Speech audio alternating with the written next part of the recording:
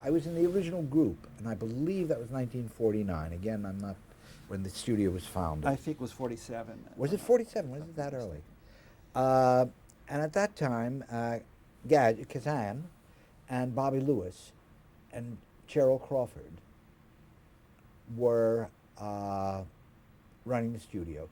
The three of them were were the most successful directors and producer on Broadway. Cheryl was the most successful producer. Bobby had just had big hits with Brigadoon, and Kazan, of course, was already a legend. Streetcar had opened by then. I don't think Death of a Salesman had, but he was Broadway's premier director. Interestingly enough, Kazan took the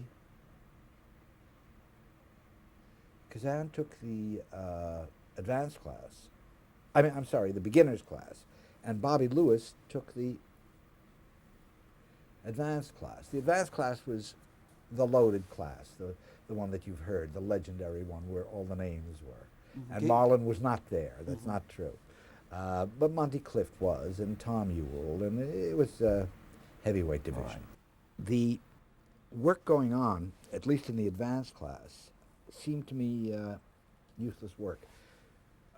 Certainly at that time, American actors were the best realistic actors that I knew of, far superior to what I had seen from English actors, certainly from what I knew of the French theater, although I hadn't seen any, but what I had read about it and stylistically and so on. But the thing is that realism is only one style, and there are many other kinds of acting.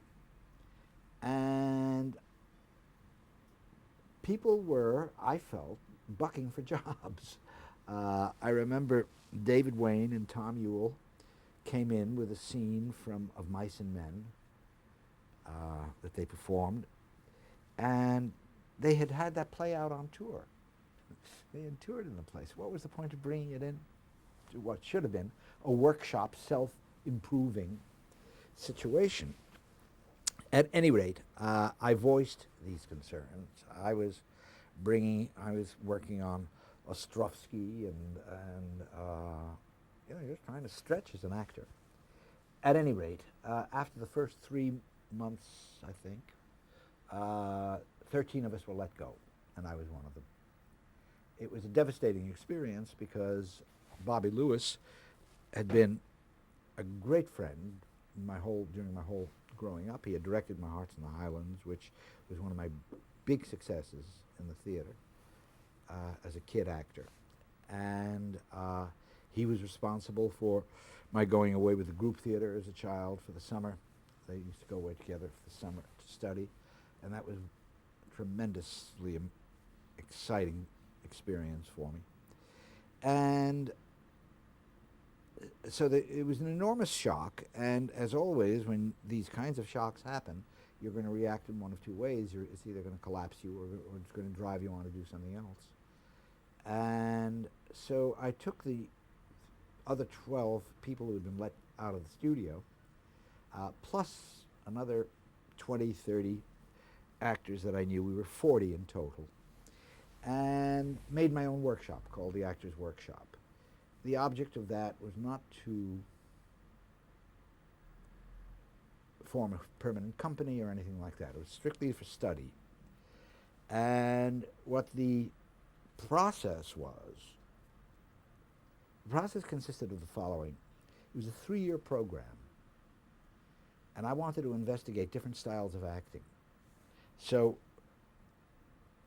there is a logical thread in the dramatic literature. It developed from one thing to another. And the idea here was to follow it backwards. Start with what we know, realistic acting. Uh, and spend very little time on that, only enough time to get a mutual vocabulary so that we wouldn't have to waste time with definitions.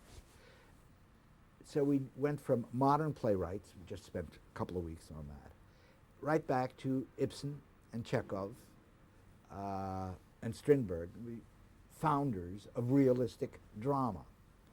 From the founders of realistic drama, it was a short step to Bernard Shaw, just the other side of the coin, to go to the comedic end. and from Shaw to Oscar Wilde, from Oscar Wilde to the Restoration playwrights, Sheridan and so on, from Sheridan to go to the Shakespearean comedies, from the Shakespearean comedies to the Shakespearean dramas, from the Shakespearean dramas to Greek drama. And that was the program. And we did this over 3 years, a 3-year period, and it was terrific. The actors had a marvelous time. We took the history of the periods, dealt with the costumes of the periods, the social conditions, the voice problems. We had a voice coach there, which the studio never had. We had a body movement coach there because certainly for Restoration and for Shakespeare, different kinds of physical equipment are needed. Fencing was needed. And at the end of 3 years, having accomplished this, we closed the joint down. Who were some of the other people involved? Well, let's see. I remember wonderful actress Mary Welch was involved, and Annie Jackson was involved. Yule Brynner, which is where my relationship began with Yule, and his wife Virginia Gilmore. Richard Kiley was there. It was a good bunch, impressive bunch. Was this your initial experience with directing? Yeah, there were no directors. There was nobody to direct, so I just started staging scenes and directing various projects there. But it was the beginning of the directing.